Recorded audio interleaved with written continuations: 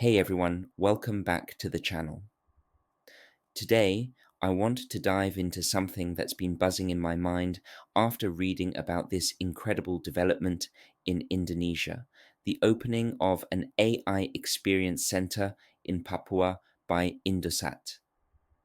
It's a story that highlights how AI is sparking a digital awakening in one of the most remote and conflict-ridden regions of the world, but it also raises some big questions about democracy in AI development and how that's going to shape the creativity and competitiveness of our young people in the future. Stick with me because this isn't just tech talk, it's about ensuring that AI lifts everyone up, not just a select few.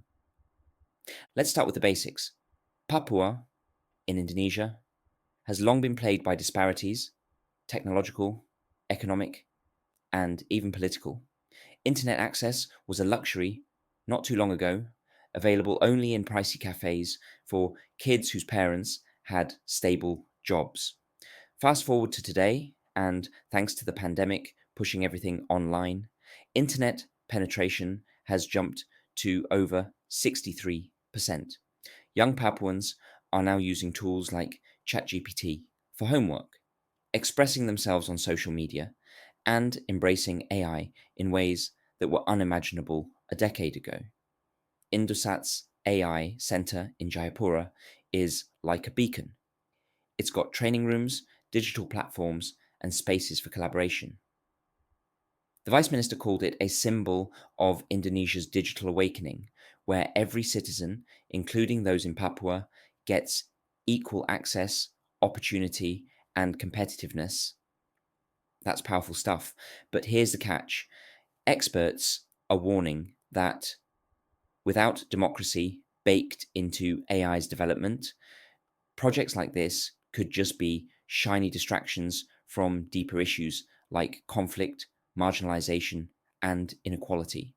Think about it: democracy in AI isn't some abstract concept, it's about making sure that the people who are affected by this technology have a say in how it's built and used.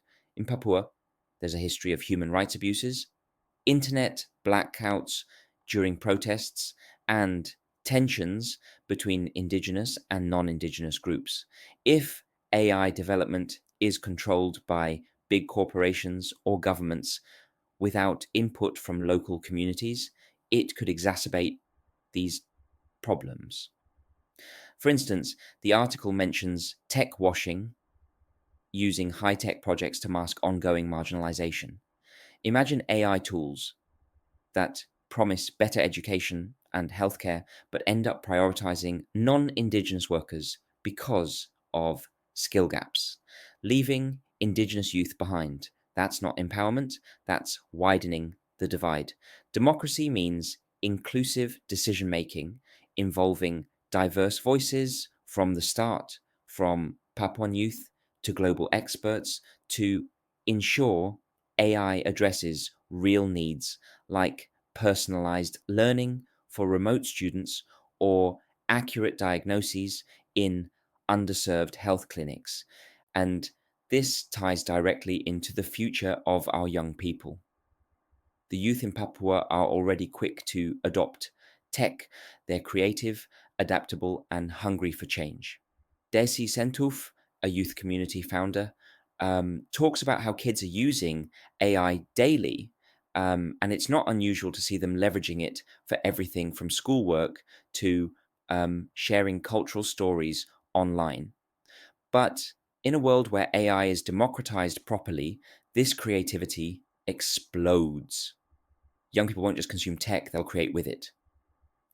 Picture a future where a teenager in a remote village uses open source AI to design apps that preserve indigenous languages or predict environmental changes in their forests. That's competitiveness on a global scale. Without democracy, though, AI could stifle that. If development is top down, controlled by a few elites, it might censor content, limit access during conflicts, or bias algorithms against marginalized groups. We've seen it with social media shadow bans and account takedowns in Papua. Democracy ensures transparency, ethical guidelines, and protections so that young innovators can compete fairly without fear of suppression. Now, let's zoom out globally. AI is advancing at lightning speed. Partnerships like Indosat with NVIDIA and Cisco are building AI factories and centers of excellence. But without democratic oversight, we risk a scenario where AI amplifies inequalities everywhere. Think about how AI could revolutionize education, personalized tutors for every kid, no matter where they live, or in healthcare, faster diagnoses that save lives in conflict zones. For youth competitiveness, AI levels the playing field.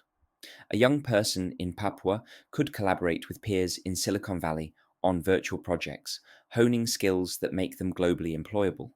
But if AI is developed in silos, without input from diverse cultures, it might perpetuate biases, like assuming all users have high speed internet or ignoring local contexts. Democracy pushes for open collaboration, global standards on data privacy, and regulations that protect vulnerable groups. Indonesia's AI roadmap is under review right now, with calls for stronger frameworks. That's a step in the right direction, but it needs to include voices from the ground up, especially youth, to foster true innovation.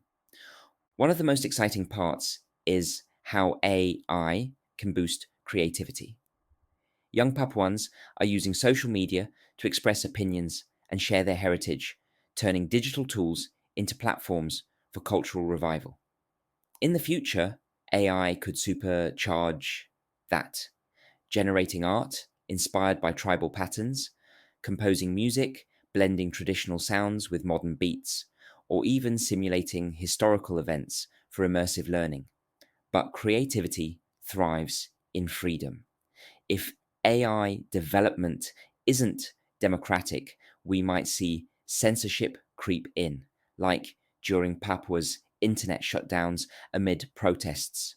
Democracy safeguards against that by promoting open source models where anyone can tweak and improve AI, encouraging a explosion of ideas.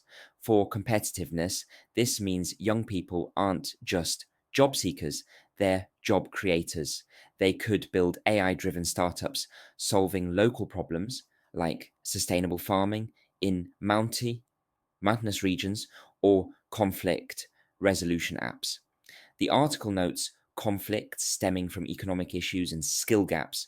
Democratic AI could bridge those by upskilling Indigenous youth, reducing jealousy and tensions. Of course, there are challenges. Building infrastructure in Papua is costly and fraught with corruption, like the abandoned BTS towers scandal. And globally, AI raises fears about job loss or misuse in surveillance. But democracy is the antidote. It involves public reviews, ethical bans on military uses, and funding for inclusive access.